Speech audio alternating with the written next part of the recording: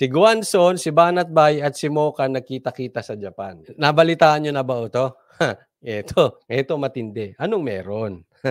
Ha? Bakit nagkita-kita yang mga 'yan? Ano sa palagay ninyo? Eto malupit ito. Kasi alam naman natin na si Guanzon ay dilaw at si Banatbay and of course si Mocha ay DDS. Talagang supporter ni Duterte. Magkaaway talaga 'yan, dilaw at Duterte. Ay bakit sila nagkita-kita ngayon? Anong meron? Yan po ang gusto kong isa-isahin. Tingnan natin, tatlo po ang mata ngayon. Unang mata, mata galing sa pula. Pangalawang mata, mata galing sa dilaw. At pangatlo, mata galing sa mga DDS. Okay? Tingnan natin, kasi nag-ikot po ako at tiningnan ko kung ano mga reaksyon ng mga ibang tao rito. Punta muna tayo sa mata ng mga pulahan. Alam nyo, matagal ng bintang sa amin yan. Dahil kakukontra namin kay Marcos, kakukontra namin sa pula, ang bintang ng mga trolls sa amin, ang mga bayarang trolls, ang mga bayarang vloggers, especially mga Ensimada vloggers, tapos itong mga kanilang mga trolls, mga followers nila, ang sabi, ay kayo, dilawang kayo. Ang totoo niyan, kayo, Banateros Brothers, dilawan kayo. Kasi kontra kayo sa Marcos. Hindi kayo for unity, mga dilawan kayo. Ganyan. Ganyan ang tingin ng mga galing sa pula. Matagal na pong binabato sa amin yan. Dilawan ka, dilawan, dilawan. Makakontra kayo sa Marcos, dilaw, dilaw, dilaw, dilaw. Ganon ang mga banat sa amin. Puntahan naman natin sa mata ng mga dilawan. Ito ang medyo controversial dito. Kasi kung pinapanood ko rin yung siguro mga top tier ng vloggers ng mga dilawan, ayaw talaga nila sa Duterte. Ito, ang take nila dito, ayaw nilang nagkita to.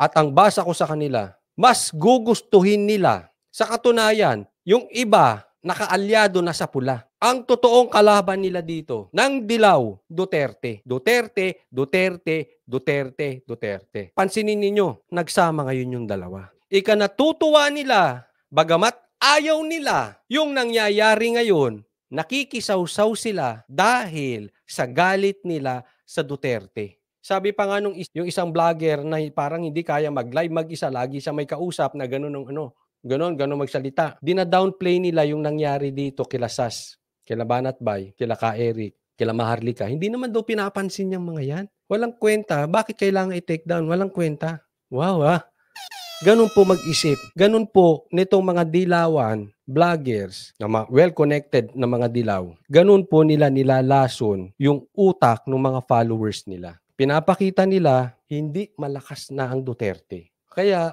walang kwenta yung papagpabagsak ng mga vloggers. Wala. That is not the issue. Ang issue dito sa kanila, kailangan malusutan ni Duterte, ni PRRD, itong ICC. Kasi for them, nasa loob na. So tahimik sila sa mga nangyayari ngayon, dina-downplay nila, and then balik sila sa ICC. So it's very obvious na ang dilaw, mas gusto makaupo si Marcos. Na ang dilaw, ang talagang kaaway nila, Duterte. Yan na po ang kalakaran ngayon. So kung titingnan mo sa mata ng mga dilawan itong pagkikita ni Guanzon at ni Banatbay at ni Mocha, hindi nila type. Mas gusto nila dilaan ang puwet nitong mga pula kesa tumaas ang popularity ulit lalo ng mga Duterte. Ganyan na po. Kaya kung kayo ay may mga kamag-anak na pula na makadilaw, wag niyong awayan na. Pero nilalason. Mind conditioning po ang ginagawa nito. Let's be honest. Kung sinasabi niyong laos ang mga Duterte, lahat ng mga bata ni PRRT pasok sa senatorial survey. Kung sinasabi niyong mahina ang Duterte at kayo dilaw malakas, magpatakbo kayo sa Senado. Tingnan natin kung hindi kayo lumubog. Kung may manalo sa inyo. Baka nga walang manalong isang senador sa inyo eh. Tingnan nyo kung walang mananalong mga Duterte senatoriables. Diba? Kaya talagang ako galit na galit ako sa taong manipulative. Napaka-manipulative nitong ulo ng mga dilaw. Nilalason, bine-brainwash itong mga dilawan. Nilalayo sa katotohanan. Ang lakas nyo mag-manipulate ng mga tao. Mga gago, sorry Asar ako talaga sa taong nagmamanipulate. Minamanupulan nyo yung mga tao ninyo. Ang layo nyo sa putukan. Laos na ang dilaw. At ang Duterte malakas. Magkakaalaman tayo sa eleksyon. Kung aabot pa nga ng eleksyon Niloloko nyo. Ito naman kayong mga dilawan. Ano ba kayo? Tanga talaga o nagtatanga-tangahan? Ilang beses na kayo talo ng talo? talo, walang nangyayari na sa inyo. Ay, dakdak pa rin kayo ng dakdak. Talo kayo. Pwede kayo makaposisyon, kakasipsip sa mga politikong nakaupo na. Pero kung eleksyon din, talo kayo. Tain na kayo, pasensya po Tain na kayo, dilaw. Manahimik na kayo. Kasi alam niyo kung bakit? Kaya ako asar na asar. Ginagatungan nila Bine-brainwash nila na dapat, ang narrative nila ito. Pakinggan niyo mabuti, this is important.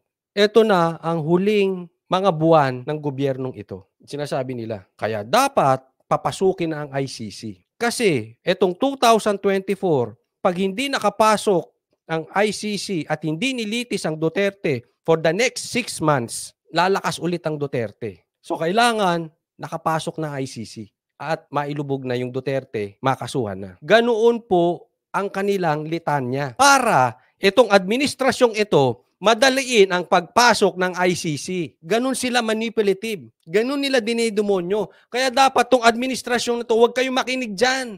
Nilalason yung isip Kaya alam mo kung makapasok tong ICC ngayon, ang kamay dyan, hindi lang pula. Ang may kamay dyan, kasama dilaw. Kasi kakabulong nila. Bulong ng bulong yung mga yan, animal yan. Wala nang power yung mga yan Kabubulong lang nila. Gusto lang nila mablubog ang Duterte. Sila ang bumubulong na papasukin ng ICC. Dati pa yan sila. Kaya ang narrative nila, matatanggal lang pula pag hindi nyo pinapasok ang ICC. Kaya papasukin nyo na ang ICC. Ganun po ang kwento niyan. Ganun nila pinaiikot. Yan po ang galing sa mata ng dilaw. Huwag po kayong papaloko. Tingnan naman natin galing sa mata ng DDS. Itong pagkikitang ito, maraming aabangan. At yan po ay sinabi na ni Banat Bay, marami tayong aabangan. And this is it. Ang common denominator, si Banat Bay at si Guanzon ayaw sa administrasyon. Ipapakita ko po sa inyo to May nag-comment nga kanina Ito post ni Guanzon. Medyo malita. Post ni Guanzon yan at nagsasabi, may nag-message, naguguluhan ako Kong, bakit kasama mo mga DDS, solid Duterte ka ba? Ang sagot ni Guanzon, the enemy of my enemy is my friend. Buti pa si Guanzon, Buti pa si Guanzon naiintindihan. Yung kaaway ng kaaway ko ay kaibigan ko. Yun pong ibig sabihin. The enemy of my enemy. Si Guanzon mismo nag-post niyan. The enemy, yung kaaway ng kaaway ko ay kaibigan ko. Kaya ako naiinis doon sa mga iisa naman ng kaaway natin. Bakit nyo pa sinisita si Banat Bay? Huwag nyo na pong guluhin ang DDS.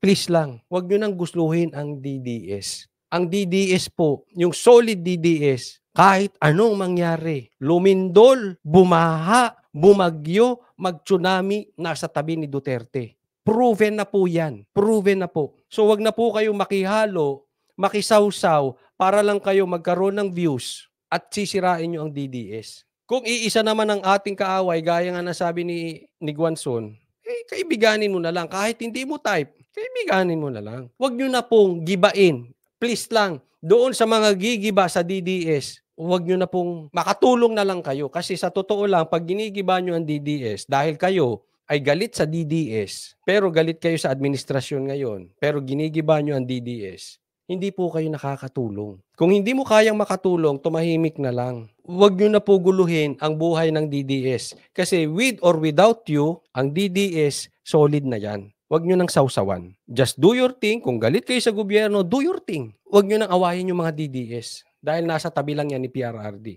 Kilala nyo naman kung sino sila Hindi nila iniwan si PRRD.